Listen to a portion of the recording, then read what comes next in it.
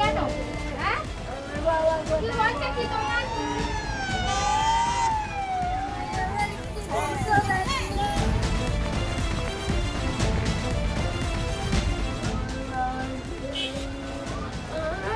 ঘরে বসে গেছে দেখো। জল দাও না জল।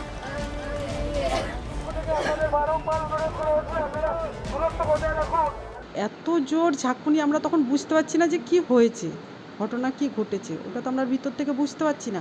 কিন্তু এত পিছন থেকে ধাক্কা, সেই ধাক্কাতে আমাদের উপরে একজন শুয়েছিল, ও নিচে পড়ে গেল।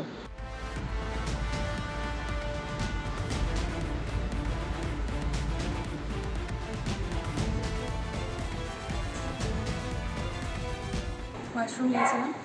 ওয়াশরুমে গিয়ে প্রথম একবার ঝটকা দেয়, তখন মনে হয়েছিল যে হয়তো ট্রেনটা স্লিপ কেটে লাইনের বাইরে চলে এসেছে, এবং তারপরে পরপর দুবার যে ঝটকাটা দেয় সেটা অত্যন্ত জোরে ছিল, যার কারণে আমার মাথাটা দিয়ে আয়নার সাথে লেগেছে।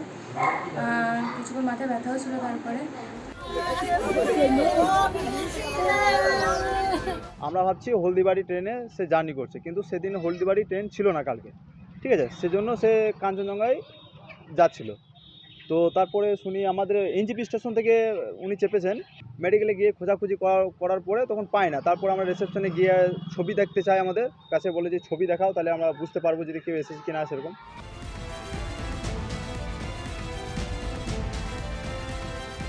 খুব শোচনীয় অবস্থায় আছে। ওরও শুনতে পেলাম নাকি কোমরের হাড়গুলো ভেঙে গেছে, বুকের কাছে ছিদ্র হয়ে গেছে, ব্লাড থামছে না। বাচ্চা মেয়ে আনফর্চুনেটলি তার ডিগ্লাভিং ইনজুরি ছিল, ফ্র্যাকচার ছিল পায়ে, এবং লিভার স্প্লিন রাপচার ছিল। তো কালকে সার্জেনরা অনেক চেষ্টা করে অপারেশন করে ব্লিডিং রেস্টোর করেন, কিন্তু তারপরে কে আমরা বাঁচাতে পারিনি। পিকুতে ছিল, আজকে সকালবেলা আমরা তাকে হারিয়েছি। কি নাম ছিল?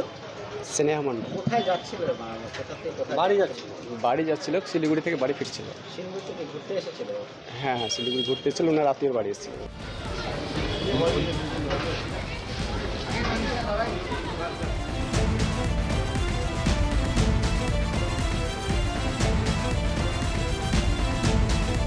ছিল তিনজন ফিরছিল।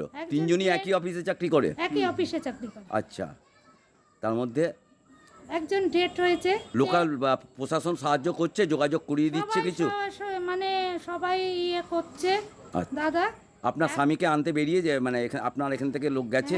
হ্যাঁ, দাদা গেছে।